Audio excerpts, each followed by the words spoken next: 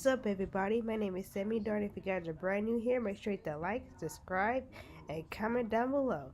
So today I'm going to react to 4 nightmarish true scary stories. Let's just get this video on the road. Let's go. Are you guys ready for this spooky story today? Hit this thumbs up, like, comment down below, and subscribe to my channel. If you guys are new, welcome to my channel. Make sure you share, comment, and tell everybody about my channel. Please, guys, help me. I need some serious help. Every time I upload, YouTube always remove my my subscribers and known as my supporters. They keep removing it and my numbers keep going down. I've been uploading constantly. I'm still getting unsubscribed. YouTube keep unsubscribing to my having people unsubscribe to my channel. I need your guys' help. What can I do to do stuff? But I do everything in my power to do awesome fun videos. But this happens to me every time I upload. Every time I wake up, my supporters numbers go down every time I upload. It's getting annoying and it's getting ridiculous. I hope you guys enjoy these videos. Please help me. Hope you guys having a wonderful day. I hope you guys having a wonderful Friday afternoon and evening. Let's get this video on the road. Let's go. I'll never forget the time me and my brother snuck out past our bedtimes to explore an allegedly haunted house down the block. Yes, I said bedtime, as I was only 10 and my brother Luke was only 12. When our parents said goodnight to us, I went to Luke's room and we took a couple hand-powered flashlights with us and hopped outside through the window. Luckily, his room was on the first floor. Those hand-powered flashlights worked by constantly pushing in a little trigger that would create light inside the lens. They were noisy as hell, but they were convenient. Once we were outside, we just walked down the block, and in 2 minutes we were there. It was rumored by all the neighborhood kids and teens that the place was haunted. Everything about it was creepy. The older, more antique design of the house, the isolation from the rest of the houses, and the broken windows and rotting wood. It seemed perfect for a horror movie. We went around to the backyard. This was all my curious and confident brother's idea. I was scared shitless. The door was locked, as expected. I felt a bit of relief, thinking we might just go home, but my brother made a shocking move next. He grabbed a plank of wood laying in the grass and began smashing the already chipped window. Eventually, there was enough of an opening to unlock it and slide it up completely. We hopped inside and began cranking those noisy-ass flashlights. Immediately after entering the house, we both picked up on the fact that it was like 90 degrees in there, which was odd as it was a September night in the mid-70s. There was no graffiti or anything anywhere. In fact, it was relatively empty besides a few pieces of furniture that were clearly not worth taking along. It seemed we were the first to enter the house, shockingly, or at least from the back. We went upstairs to the main floor from the little den area and continued cranking the flashlights. That's when we heard the slightest crack in the floorboards from right above us. We both jumped. I tugged for Luke to leave, but he told me the place is old as hell. It's just house noises. I stopped cranking the flashlight at this point, and I urged Luke to do the same, but he only called me stupid for suggesting something so ridiculous. Then there was another crack in the floorboards from above us. He began walking upstairs. I didn't want to go up there, but I was not about to stay down there alone. I followed behind him to the upstairs. There was a door that led to a room right above where we were standing. I begged him not to open it, but he must have just wanted to be the big, tough older brother. He began to reach for the doorknob while still cranking the noisy flashlight, but then he stopped. I was confused. I could see in the dark he was moving his ear up against the door, listening for something. Silence. Then, the most deafening, nightmare-inducing moment of my life. A single bang on the door from the other side sent my brother staggering into the wall in pain, covering his ear. We dropped the flashlights and ran straight out the back door and back home. We were so loud when we got back that our parents found us out. We told them what happened, but they naturally didn't care and grounded us both for a week. 2 nights later, I woke to the sound of something from outside my window and a glare of brightness sneaking in through my slightly opened blind. I sat up, and my heart sank when I realized it was the sound of the crank to my flashlight. I stood up and looked out the window, and that's when it stopped. There was nothing but complete blackness out there after that. I woke the next day barely remembering what happened, and I still hope today that that part was just a dream.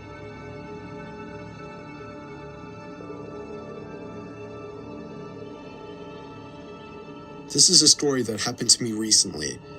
I was still in my first year of university, and I've only just made friends with a few other students. Albeit an old and notorious university for its ghostly figures and paranormal activity, the campus janitors and security were all too familiar with unusual reports.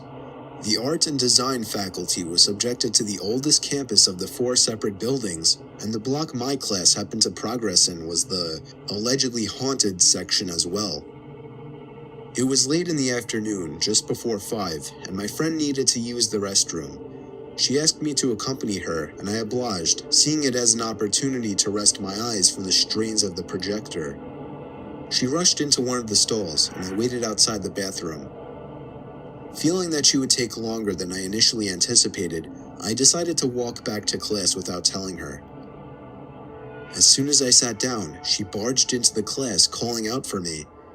According to her claim, she heard the sink's tap turn on and thought it was me playing a prank. As she opened the door, she saw no one else in the restroom besides herself, yet the other stall next to her was locked from the inside. Thinking it was someone else on the toilet, she asked if it was me. No answer. Curious, she looked down the gap but saw no shoes or legs, yet heard feminine whispers and humming from that particular stall. Frightened, she left without saying another word. Class ended and we went home, but the thought of the occurrence remained. We later learned from one of the janitors that no one should ever be in the restroom after 5 in the evening, as there is a known ghost of a woman who resides in the stalls.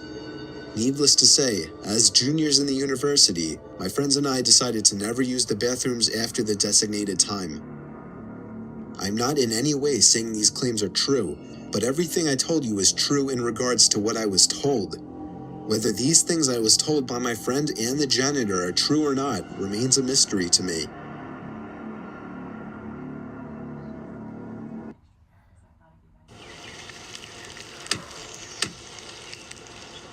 I'd say a prayer, but where you're going?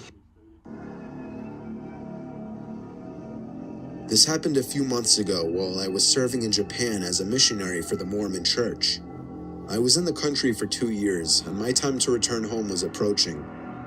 I was in my last area, Kyoto, a bustling tourist attraction, an ancient Japanese city I've wanted to visit all my life. Anyway, it was late at night, and my companion and I were knocking on doors to see if anyone had interest in learning about Christ. We came across this one apartment building and decided to give it a shot. In Japan, there are 3 kinds of apartments: super luxurious suites, decent apartments with 4 to 5 rooms total, or ghetto as crap. This apartment was the latter.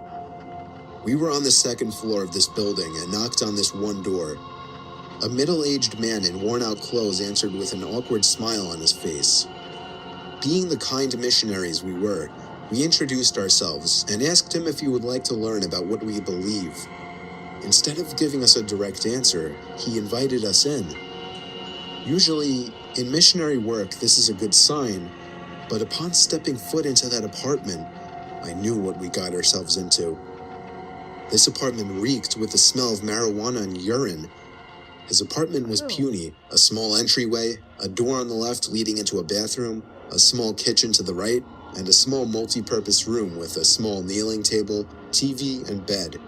That's it. Judging by the way he was behaving and most of the decor in his apartment, I knew this guy definitely had some sins worth confessing. He sat us down on either side of the table and started to rant on about how he hates Christians and wants to kill them. That made my companion and I tense up a bit. but the man was plastered. In the time this was going on, he drank like 10 times his weight in booze. We just prayed and hoped he wouldn't recognize who we were and what he was telling us. Then he said, "I'm going to tell you a secret and you can't tell anyone." He then pulled out from under his bed a box. He opened it to reveal thousands and thousands of dollars worth of Japanese yen, and yes, it was authentic. We even examined it. This man was an illegal drug lord who worked with the Yakuza, the Japanese mafia group. We then realized that if this man knew what he just did and showed us, he would kill us for sure, or at least take us hostage.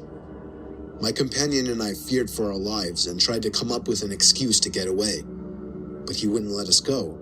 He kept ranting on about irrelevant things and saying how Christianity was an evil cult of some kind. We tried to explain our side of the story, but there's no use in reasoning with a drunk drug lord who works for the Japanese mafia. It then got to the point where we practically had to run for the door.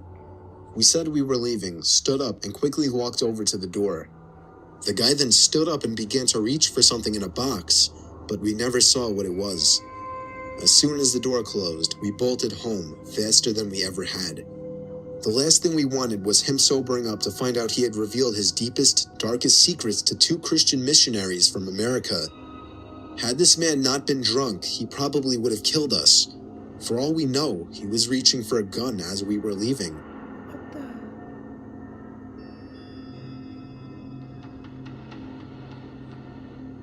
When I was 15 years old, I was home alone one night for whatever reason. My bedroom was on the first floor, right next to the living room. It's a strange setup. I had the door shut and was playing video games when I heard a strange sound come out from in the living room. It took me a few moments to figure out that it was a tap on the window. I stepped through the dark living room and out the front door and checked the bushes by the window. Nobody was there. I went back to my room with the door open and resumed playing the game. 5 seconds later, another knock on the glass.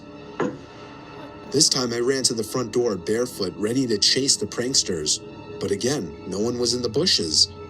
No one was even in sight. I chose to just ignore it from here on out. On my way back to my room, there was another knock. I ran over to the window to try and catch them. There wasn't anyone outside, but I felt something right above the tip of my toes. I looked down and saw the dark shadow of a figure sitting down by the window. I think I was back in my room in a matter of 2 seconds with the door locked. I was hiding under my bed trying to call my dad. The knocking on the glass continued from outside. When I explained to my dad, he called me crazy for not calling the police, so he told me he would for me and to wait in my room with the door locked. I'd say about 5 minutes later, the knocking stopped, and 10 minutes later, the cops arrived. The figure was gone, but there were no signs of entry or exit, as all the doors were locked and all the windows shut. Still, we haven't seen or heard of anything since then, but it's still creepy as hell to think about.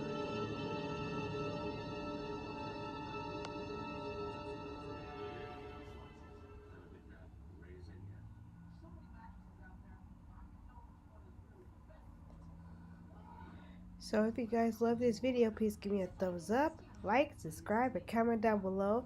What was your favorite first scary story on this 4 nightmare scary true story? Which one? Number 1 or number 2 or number 3 or number 4? Which one was it? Comment down below. Again, which one? Number 1, number 2, number 3, or number 4? Which one? I hope you guys enjoy. Let's get this another video on the road. Let's go. It's gonna be another scary story. Okay? Have a good day, guys. Bye.